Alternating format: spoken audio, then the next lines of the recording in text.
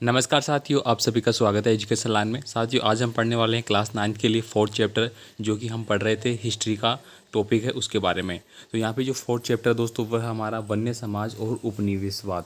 तो दोस्तों इसके बारे में हम पढ़ेंगे। इससे पहले हमने 3 चैप्टर वो ऑलरेडी पढ़ लिए हैं, और इसके अलावा हमने ज्योग्राफी और पॉलिटिकल नागरिक शास्त्र से रिलेटेड जो चैप्टर है वो भी हमने पढ़ लिए हैं। आपने नहीं देखा तो आप उनको जाके देख सकते हैं। आपको चैनल पे अलग से प्लेलिस्ट मिल जाएगी क्लास 9 के लिए, आपको सब कुछ वहाँ पे मिल जाएगा। तो चलिए सबसे पहले हम यहाँ पे इंपॉर्टेंट फैक्ट है वो जान लेते हैं पार्ट के बारे में।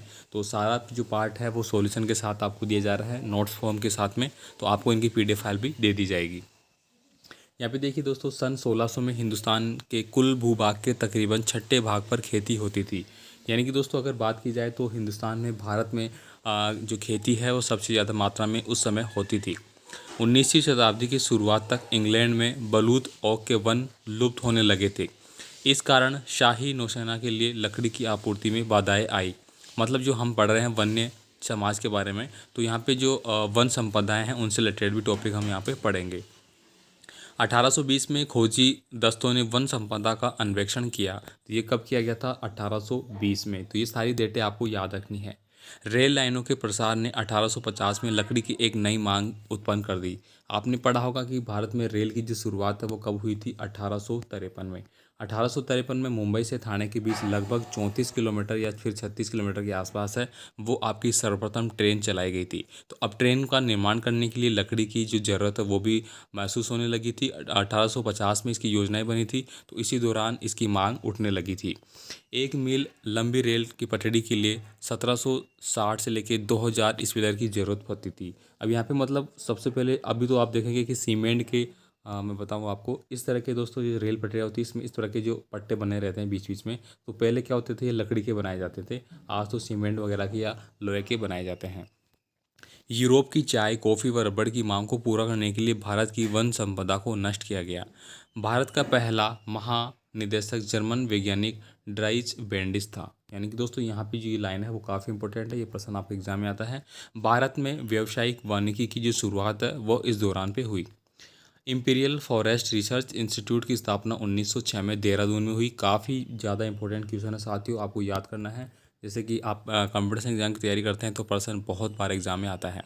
1878 के अधिनियम में जंगलों को 3 श्रेणियों में बांटा गया: आरक्षित वन, सुरक्षित वन और ग्रामीण वन। अब हमने इसके बारे में ऑलरेडी पढ़ रखा है कि आरक्षित वन क्या होते हैं, सुरक्षित वन क्या होते हैं और ग्रामीण वन क्या होते हैं। वनों की इन श्रेणियों से आम जनता पर वित्तीय प्रभाव पड़ा। अब जनता पे वित्तीय प्रभाव पड़ेगा ही पड़ेगा। क्यों? क्योंकि जो जंगल थे उनको अलग अलग कैटेगरी में बांट दिया गया। अब जो ग्रामीण लोग हैं वो अपने जानवरों को चराने के लिए वगैरह जो गतिविधियाँ होती हैं उनके लिए उनको पे करना पड़ा, या फिर कहीं दूसरी जगह से वो वहाँ पे नहीं चरा सकते, इसके लिए उनको दूसरी जगह से चारा वगैरह खरीदना पड़ा। तो इसे उनके ऊपर क्या हो गया? वित्तीय प्रभाव पड़ गया। 1875 से 1925 के मध्य इनाम के लालच में 80,000 से अधिक बाघ और 1.5 लाख तेंदुए और 2 लाख भेड़िए मार डाले गए। अब आप यहाँ पे देख सकते हैं वन के जो क्षेत्र है वहाँ पे गतिविधियाँ बढ़ने लगी, और जो वन्य जीव है उनको मारा जाने लगा पैसों के खातिर। 1905 में औपनिवेशिक सरकार ने जंगल के 2/3 हिस्से को आरक्षित कर दिया। अब जो जंगल का इलाका था उसको 2/3 हिस्से को आरक्षित कर दिया। मतलब वहाँ पे बंदी कर दी गई कि इस प्रकार की गतिविधियाँ वहाँ पे नहीं हो पाएगी। 1910 में बस्तर में अंग्रेज़ों के विरुद्ध वन विद्रोह स्टार्ट हुआ। जावा इंडोनेशिया के द्वीप के रूप में जाना जाता है। ये काफ़ी इंपॉर्टेंट है। जावा कहाँ का है? तो ये इंडोनेशिया जो है वहाँ के एक द्वीप के रूप में जाना जाता है। जावा में कलांग समुदाय के लोग लकड़ी काटने का काम करते थे। डचों ने जावा में ब्लेंड गार्डियन स्टैंड की व्यवस्था लागू की। डचों के खिलाफ साम्यवादी आंदोलन खड़ा हुआ। तो ये कुछ इंपॉर्टेंट फैक्ट है। अब हम जानेंगे प्रश्न आंसरों के माध्यम से कौन कौन से प्रश्न आपके एग्जाम के लिए इंपॉर्टेंट है। तो वन विनाश किसे कहते हैं? तो वनों के विलुप्त या लुप्त होने का जो कारण है उसी को वन विनाश कहते हैं। ब्रिटिश शासन के दौरान रेल पटरियों के विस्तार ने किस प्रकार लकड़ियों की मांग को पैदा किया? तो अभी अभी हमने पढ़ा कि ब्रिटिश काल के दौरान ही जो रेल है उसका विस्तार किया गया था, रेलवे लाइनों का शुरुआत की गई थी। तो इंजनों को चलाने के लिए ईंधन के रूप में तथा पटरियों को जोड़े रखने के लिए स्लीपरों के रूप में लकड़ी की भारी ज़रूरत होती थी। इसीलिए वहाँ उस समय क्या हुआ? लकड़ियों की मांग अधिक हुई। 1700 लेके 1995 के बीच दुनिया में वनों का कितना प्रतिशत भाग साफ कर दिया गया? तो लगभग 9.3% भाग वो साफ कर दिया गया। आगे हम पढ़ेंगे भारतीय वन सेवा की स्थापना है वो कब हुई, तो 1864 में भारतीय वन जो सेवा है उसकी स्थापना की गई थी। बागान किसे कहते हैं, तो सीधी पंक्ति में एक ही किस्म के पेड़ लगाने को बागान कहा जाता है। मतलब इस प्रकार से बता दूं, ये मान लीजिए ये पंक्ति इस प्रकार से बनाई गई है। अब यहाँ पे अपन क्या करेंगे, पेड़ इस तरह से पेड़ लगा देंगे, एक ही पंक्ति में एक ही चीज़ के पेड़ लगे होंगे, इसको हम क्या बोलते हैं, बागान बोलते हैं। वैज्ञानिक वानिकी क्या है, वन विभाग द्वारा पेड़ों की कटाई और वन की जगह नए पेड़ लगाना क्या है, वैज्ञानिक वानिकी है। सबसे अच्छे जंगल लोग को क्या कहते हैं, तो सबसे ज़्यादा जो अच्छे जंगल है, मतलब जहाँ पे गतिविधियाँ मानव गतिविधियाँ कम होती है, उनको हम बोलते हैं आरक्षित वन। घुमंतू खेतों को किस नाम से जाना जाता है, तो इसको झूम खेती के नाम से जाना जाता है। 100% आने वाला क्वेश्चन है और अभी लास्ट ईयर आपकी परीक्षाओं में आ चुका है। घुमंतू खेती एक स्थान पर कितने वर्ष तक की जा सकती है, तो 2 वर्ष तक, मतलब 2 वर्ष तक उस जो जगह होती है वहाँ पे खेती करते हैं, फिर उस जगह पे उसको खाली छोड़ा जाता है, फिर वापस 1-2 साल बाद वापस से बोया जाता है उस पर। बस्तर कहाँ स्थित है, तो बस्तर छत्तीसगढ़ के दक्षिणतम हिस्से में स्थित है। तो ये सारे क्वेश्चन इंपॉर्टेंट है। भारतीय वन कानून कब बना, तो 1865 में भारतीय वन कानून बना और वन वानिकी जो स्थापना है वो कब हुई थी, 1864 में हुई थी, 1 साल पहले। आगे देखिए, जावा किस देश का उपनिवेश है, तो अभी अभी हमने पढ़ा ये जावा हॉलैंड का उपनिवेशक है और जावा जो आपका हॉलैंड है वहाँ का एक द्वीप है। इंडोनेशिया के एक द्वीप का नाम लिखिए जहाँ अधिकांश वन पाए जाते हैं, तो जावा है, ये अभी अभी हमने पढ़ा। जावा में वन कानून किससे लागू किया गया, मतलब किसने लागू किया, तो डच उपनिवेशकों ने वहाँ पे क्या किया, कानून है वो लागू किया वनों के लिए, क्योंकि वहाँ पे भी काफ़ी मात्रा में कटाई की जा रही थी। देवसारी क्या था, बस्तर क्षेत्र में एक गांव द्वारा किसी दूसरे गांव के जंगल के लिए उत्पाद लकड़ी के बदले में दिए जाने वाला एक शुल्क था, जिसको हम देवसारी शुल्क कहते हैं।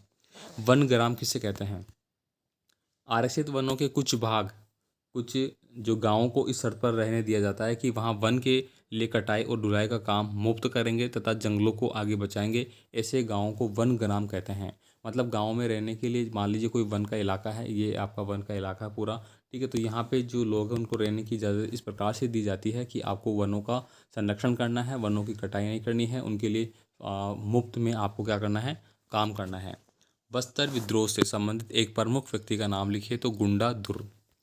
कालांग कौन थे, तो जावा में कालांग समुदाय के लोग कुशल लकड़ारे और घुमंतू किसान थे। अभी हमने पढ़ा कि जावा में जो लोग हैं वो लकड़ी कटाई का कार्य अधिक करते थे, क्योंकि वहाँ पे पेड़ है वो संपदा है वो ज़्यादा थी।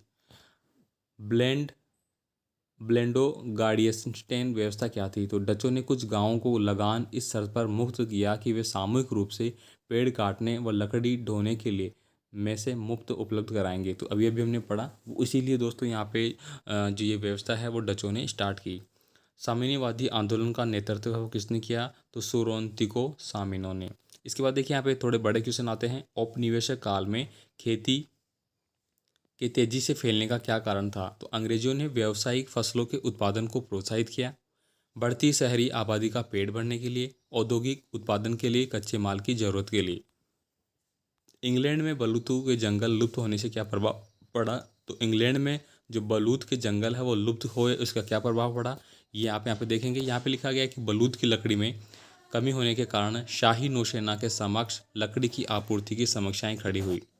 मजबूर व तथा निरंतर लकड़ी आपूर्ति में कमी होने के कारण इंग्लैंड में जहाज़ों के निर्माण में कठिनाई आने लगी। आपने देखा है कि जहाज़ का निर्माण है वो ओनली लकड़ी से किया जाता है ज़्यादातर। भारत से बड़े पैमाने पर लकड़ी का निर्यात होने लगा, इसके लिए भारतीय वनों की कटाई होने लगी। 1850 के दशक से रेलवे के विस्तार से भारतीय वनों से अपेक्षित किन नई मांगों को जन्म दिया और उन्हें कैसे पूरा किया गया। अब अभी हमने पढ़ा है कि 1850 के दशक के बाद रेलवे लाइनों का जो शुभारंभ किया गया, रेलवे लाइनें बिछाई जाने लगी, तो इसके लिए काफ़ी ज़्यादा वनों को नुकसान हुआ। ये रेल लाइनें शाही सेना के आवागमन और औपनिवेशिक व्यापार के लिए अति आवश्यक थी। इंजनों को चलाने के लिए ईंधन के रूप में लकड़ी की जरूरत पड़ती थी, रेलवे लाइनों को जोड़ने के लिए लकड़ी के इस पिलरों की जरूरत पड़ती थी, इसलिए इसका उपयोग किया गया। वन उत्पादकों के विभिन्न उपयोग आपको बताने हैं, तो वन उत्पादों के उपयोग आप बता सकते हैं। फल और कंद पोषक खाद्यों के लिए, जड़ी बूटियाँ दवाओं के लिए, लकड़ी का हाल जैसे औजार बनाने के लिए हल वगैरह, बांस की बाड़े, छतरियाँ, टोकरी बनाने के लिए, तो ये सारे जो आप देखते हैं डेली लाइफ में वो आप लिख सकते हैं। घुमंतु कृषि को आपको समझाना है। तो ये इंपॉर्टेंट हो गया, ये तो आता ही आता है परीक्षा में। जंगल के कुछ भाग को काटना और जलाना, मानसून की पहली बारिश के बाद जली राख में बीज बोना, अक्टूबर नवंबर में फसल काटना, इस खेती पर 1-2 साल खेती करना, इसके बाद उसे 12 से 18 साल तक के लिए छोड़ देना। मतलब 1-2 साल आपने खेती की, फिर आप उसको छोड़ देंगे, इसको हम बोलते हैं घुमंतु खेती। बस्तर के लोगों ने विद्रोह क्यों किया?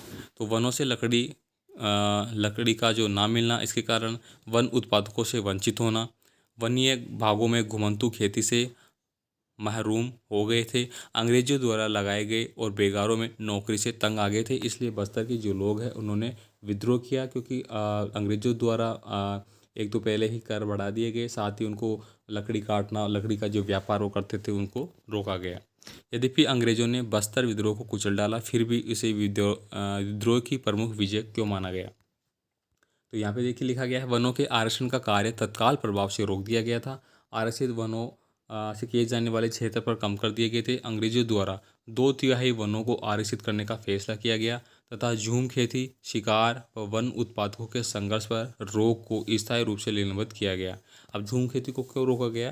क्योंकि झूम खेती के लिए दोस्तों जो वहाँ के आसपास के जो पेड़ वगैरह थे उनको वहाँ से जला दी जाती थी, और इसके बाद वहाँ पे क्या करते थे, खेती करते थे। आरक्षित वन क्षेत्र को 1910 से पहले की योजनाओं का भी आधा कर दिया गया। यह बस्तर के लोगों की नैतिक विजय थी। अब हम पढ़ेंगे वन अधिनियम से गांव वालों की मुश्किलें कैसे बढ़ी। तो यहाँ पे देखिए रोज़मर्रा की गतिविधियाँ गैर कानूनी बन गई, लकड़ी चुराने के अलावा कोई चारा नहीं बचा। अब मतलब उनको आरक्षित वन क्षेत्र में नहीं जाने लगा तो उनको लकड़ी चुराना पड़ा। पकड़े जाने पर रक्षकों की दया और घूस का उनको शिकार होना पड़ा। लकड़ी एकत्रित करने वाले विशेष तौर पर परेशान होने लगे। इस प्रकार से गांव वालों को परेशानी हुई। युद्धों से जंगल क्यों प्रभावित हुई? वन विभाग से जंगी जरूरतों को पूरा करने के लिए पेड़ों की कटाई की गई। मतलब युद्ध के दौरान जो अस्त्र शस्त्र बनाए जाते थे जिनमें लकड़ी का प्रयोग किया जाते थे, तो वो यहाँ पे प्रभावित हुआ। भस्म कर भागो नीति के तहत सागौन के लट्ठों के ढेर जला दिए गए। जापानियों ने युद्ध उद्योग के लिए जंगल कटवाए। गांव वालों ने इस अवसर का लाभ उठाया। जंगल में खेती का विस्तार किया गया।